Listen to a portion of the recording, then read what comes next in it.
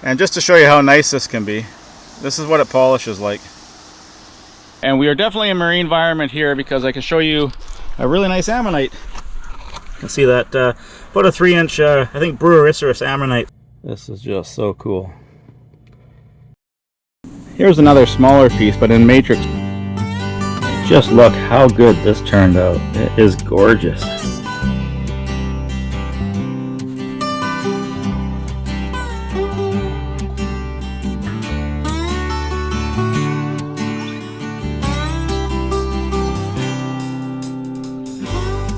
Did you know that there's a gemstone that most people probably aren't aware of? Did you know that there's a term in our culture that comes directly from this gemstone? And that term is jet black. Before we start the video, I'd like to say a special hello and thank you to all our returning viewers and subscribers. Really appreciate your support for our channel. And if you're new to our channel, welcome. We hope you enjoy this video. And if you do enjoy the video and want to subscribe, please just click on the Whittlestone heart down to your right. So I'm a geologist and I'm fairly aware of gemstones, that sort of thing. I also have a master's degree in paleontology. But I was not aware of a gemstone that was sitting right in front of me this whole time. I've been collecting up for years, collecting up here for years, and I've seen lots of wood, like this stump here. And to me it was just, well, it's fossil wood, it's not exciting. And after I started cutting rocks and getting more into gemstones, I realized that, hey, maybe I should cut this and see if I can see the tree rings and that sort of thing. So on a trip up here about a year ago, I grabbed some pieces and took them home. I polished the end of a really nice piece of wood, and I'll show you that right now. And here's that piece of wood. This is the face that I polished, and it turned out beautiful. Now when I originally cut that piece of wood, I expected to see tree rings and really nice patterns, or else Toledo burls, that sort of thing, so nice contrast. And I was actually disappointed when it came out as a black glossy shine to it.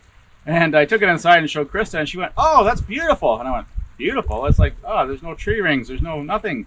"No, it's absolutely beautiful," she said. But I had heard the term jet black, and to me jet black meant a jet fighter, like army colors, sort of a black paint. That's what jet black was to me.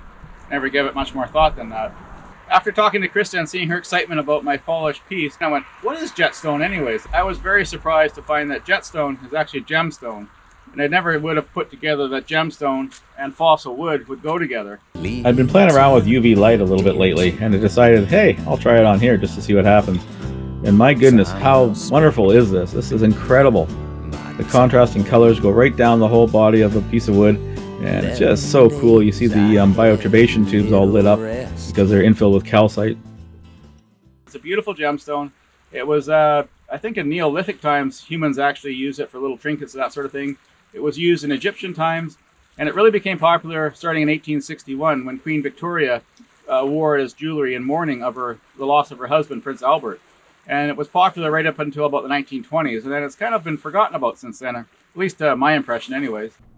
Jet has started to become more popular again. Gwyneth Paltrow wore it in the 2002 movie Possession, and more recently Donna Air wore it in the premiere for The Amazing Spider-Man in 2012. In the following video, I searched for a jet along a beach in the north coast of British Columbia. This was my first experience collecting jets, so I wasn't quite sure what I was looking for. The great thing was on this beach there was also a lot of nice fossils, so I had a really good time. More recently I started to look for jet on Vancouver Island and have had some success finding it. Here's a really nice easy find along the beach. This is good quality material, I believe. Oh, just see that sticking out? That is good jet.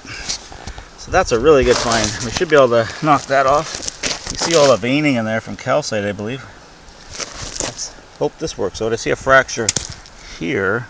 That might not be good. Oh, look at that. Voila, we have jet. And got a nice flat back, so we could actually use that. Maybe cut it once and make some slabs out of it. That's a great piece. Cool. So there are two kinds of jetstone. Those that are jetstone that is formed in salt water, and those that is formed in fresh water. Now, jetstone is not a coal seam. That's a bit different. Jetstone is actually individual logs that float out into a lake or into a marine environment and then settle down. And we are definitely in a marine environment here because I can show you a really nice ammonite that just happens to be sticking out of this concretion. You can see that about a 3-inch, I think Brewericiferous ammonite sticking out here. That's a pretty cool piece. The saltwater jet seems to be denser and produce a better product than the freshwater, which is lighter and more flaky. So what you ideally want to find is sediments that were laid down in a marine environment. So this is a really good example for where jet isn't good. As you can see, we have a nice fossil wood, but look in here, it's just shale. So this was probably a hollow stick that got filled in with the muds around it, and then didn't become a nice piece of jet. So we'll be leaving that one. So looking at this branch again, this is a piece that I took out from right about here, I guess. Maybe more like there. And just to show you how nice this can be, this is what it polishes like. So that's a piece right from this site, and polished into what could become a nice gemstone if you work this a bit more. Well, here's another really good example of how to find jet, just walking along the beach. And it's just sticking out of rocks. You can see right on the beach. We can see some stuff weathering out. That is actually jet right there. I don't know if that's big enough to do much with. Nice little pebbles. There's an awful lot of concretions along this beach, and some of them are absolutely loaded with gorgeous fossils. This one unfortunately is eroded, but you can see here a cross section of an ammonite with a nice calcite fill. And I believe this right here is a cross section, or an impression of a ginkgo leaf. And you can see little bits of wood in that through here. So we have a mixture of marine fossils as well as terrestrial plant fossils. And if you get lucky, you can find a nice ammonite. And cut it open and look what it polishes to. Beautiful. And all sorts of wood fragments and things. And here's a big piece of potential jet, but it looks kind of thin and friable. So that's not very good material. It's basically coal, but it's not doesn't have any strength to it. So we're looking for bigger and more solid pieces than that. I thought everyone would appreciate how easy this can be and how delightful this can be. Have a look at that beautiful ammonite. Nice Brewericiferous, quite large, about 3 inches or more across, and just sitting here on this rock all by itself, all exposed and ready to be peeled off. So we'll try to get a hammer behind that, see if we can get the slab off with the ammonite intact.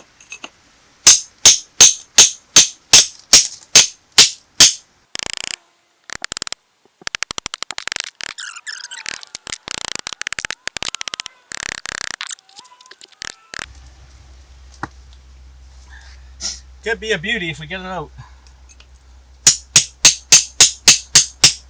No! Ah! Actually, it's not done yet. We've rescued this.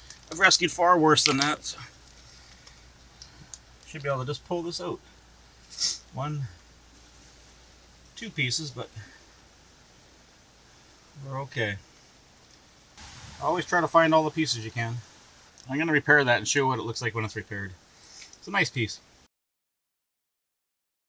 I want to show you how big some of these pieces can be. Have a look at that. Think that's not big? That's pretty big. Unfortunately, it's all weathered out. A little bit of jet material right in there, but otherwise it's gone. And that was a really nice piece. That would have been some pretty good material in there. Whitby, England was where jet really got going. It was actually mined there, and I know there's some fossil collectors on YouTube presently who do mostly ammonites, but they also find jet. And the northern mudlarks are another mom and daughter combination who do some really good videos, and they collected jet at Whitby as well. So this is not Whitby, but this is nice material, and I'll show you some of this cut and polished. Here's another smaller piece, but in matrix, so it's a really nice display piece. So what I'm going to do on this one is cut that end off and try to make a piece of jewelry out of the end cut, and then have a nice polish end there. It's a great display piece. So here's that piece with the end cut off, and you can see it doesn't look too exciting at this point, but let's give it a polish and see what it looks like. Here you can see the polished piece of wood in the end that I made into a little cabochon that can be worn as a pendant. These pieces are from Vancouver Island, from a conglomerate, so it's probably a mixed tidal, intertidal zone, a river flowing into an ocean, that sort of thing. The rock's not quite as heavy, and I don't expect it to be quite as nice as the stuff from the north coast. But again, we'll cut a slab and try to make a piece of jewelry, and we'll show you what it looks like. And here we have the Vancouver Island piece cut open. You can still see a nice woody texture on the outside, and it actually shows up on the inside as well as some pyrite. So here's preparing to make a cabochon, and it turned out spectacular. This piece is from this beach. How many people can honestly say, hey, that's a rock I want to take home with me? It doesn't look very interesting, but I'm going to Put a face cut on it, cut a slab. I'm trying to make a piece of jewelry and polish the face of this to make it a display piece. So here's that piece cut. The outside you can see doesn't look very interesting. And the inside gets better, and you see lots of neat patterns in here, including the bioturbation tubes. And we're going to focus on making a pendant or a cabochon right out of this area. Oh, one thing that's really neat about this is the iridescence under UV light. It's just unbelievable, this stuff. I just love it. Okay, here's the getting ready to make the cabochon, and close up of that you can see the bioturbation tubes, and the cabochon just turned out wonderful. Absolutely thrilled with this. So here's a comparison of the piece of jewelry I just made compared to original Whitby jet. You can see the Whitby jet on the right doesn't light up at all, but the one from the north coast lights up spectacularly because of the calcite-filled bioturbation tubes. So here's a comparison of the three pieces I made compared to original Whitby jet.